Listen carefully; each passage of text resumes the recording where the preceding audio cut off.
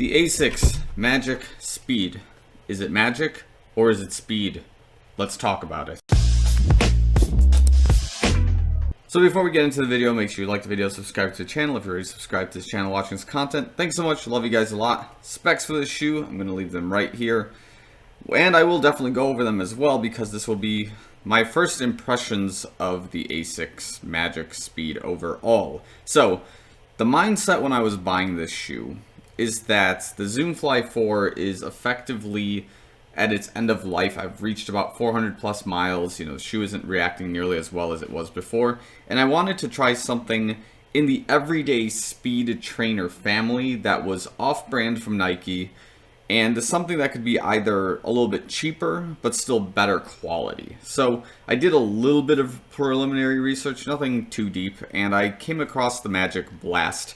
And it probably also helped Asics in this case to be promoting the Metaspeed Sky in the way they have when, like, in the triathlon world, you've got, players like Lionel Sanders, Sam Long, Lucy Charles, and like they're all running in the Metaspeed Sky, and they're like making it the competitor to the Vaporfly and the Alpha Fly. You kind of have your eye now on the product and you're thinking, okay, I gotta check this out. This seems kind of interesting, right? So that's kind of why I decided to look into the Asics brand overall. Now, I don't have the Metaspeed Sky exactly yet. Maybe in the future I will. But until then, we're going to kind of take baby steps into exploring the Asics family. So let's go over some general specs. Of course, this particular model, the one that's in size 8.5, does weigh about 8 ounces. And the shoe, I think overall has a pretty solid weight for what it's intended for. That's just my opinion. And now going into some of the other, routine specs, of course. The forefoot, I believe, is running at about 24 millimeters, and then the heel's running at about 29 millimeters. So that gives it this 5 millimeter offset, which compared to some other shoes that I've used in the past, which are more in the 8 to 10 millimeter range, you kind of lose that, that focus on a toe strike or that forefoot strike, and it ends up being a little bit more midfoot unless you try to force it a little bit more for that, tip of your foot to be able to hit this midfoot, forefoot area. That's just kind of one of the things I noticed with the shoe overall. It didn't occur to me that it was 5 millimeters in its offset, so just something to be obviously observant over. So based on that, this is more of like a middle kind of stack height shoe. It's not a super high stack, but it's not a low stack either. Just right in there with the daily trainer range. Of course, in this upper, it's pretty thin, but it is also very durable, very strong from the looks of it, and it's obviously designed to, be able to breathe, to release water from the shoe if you're running in the rain, if your feet are sweating, so it's just not building and adding additional weight to the shoe. So far at this point, the mesh has been pretty comfortable. I haven't experienced any, issues with it, and the fit seems to be pretty good as of right now.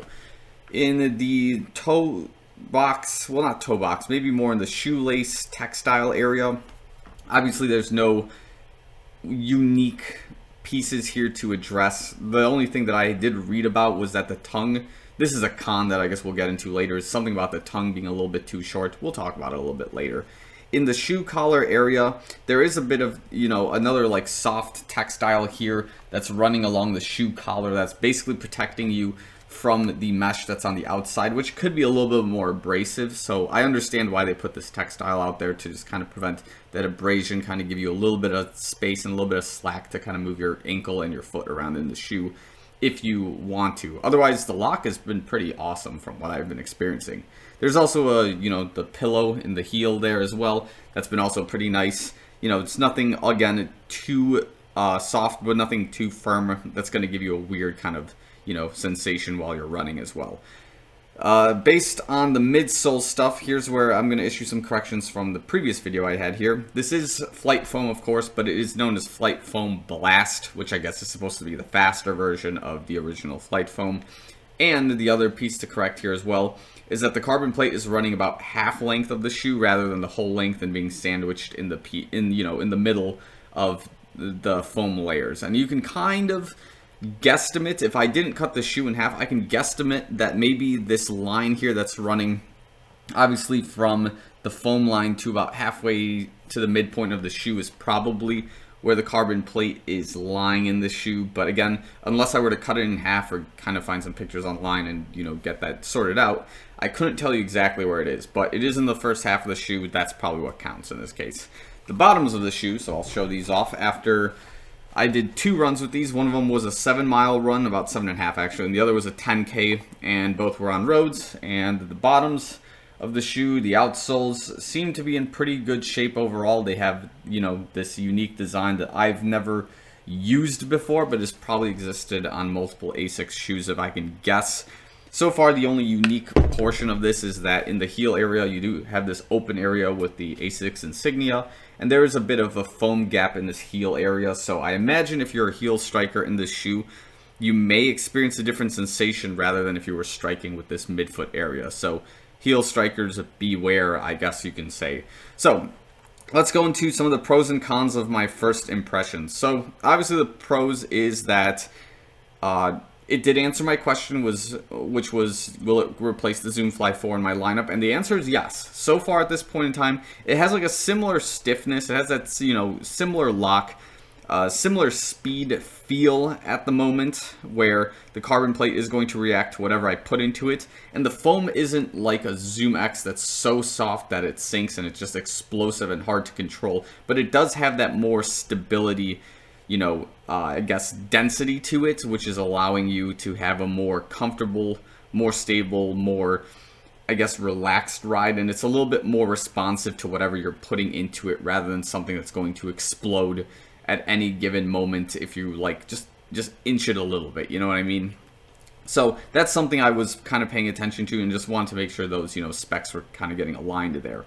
Another pro, I guess, again, here is like the lock is pretty good. I didn't have to tie the shoelace area too hard to get, you know, what I was trying to get in there. In this case, like, I guess this was one of the complaints of the shoe, is that it runs narrow. But in my case, like, I guess my feet are not as narrow as I suspected.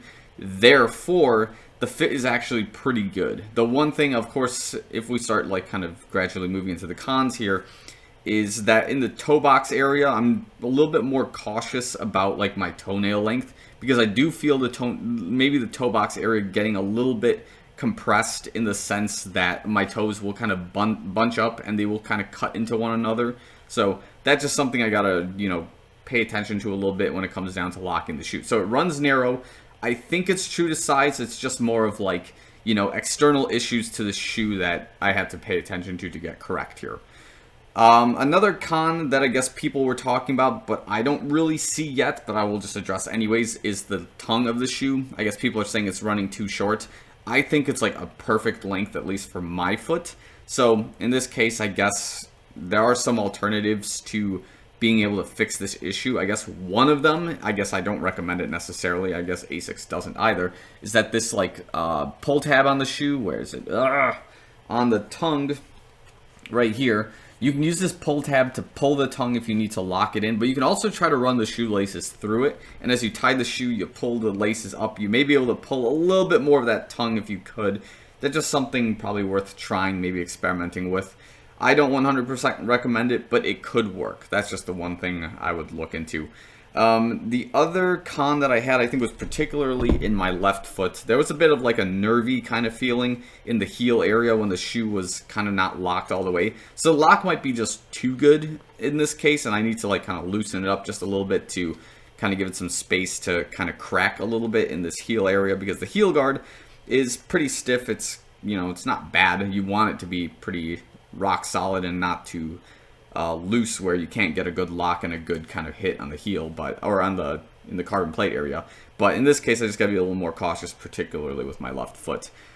I don't know what else people were complaining about. I mean, it is going to be kind of a stiff shoe at first, I imagine, so you do have to break it in if you want a good time with it. So, you know, just kind of be in it for the long haul, I suppose. So, I think that's my first impressions of the shoe as of right now.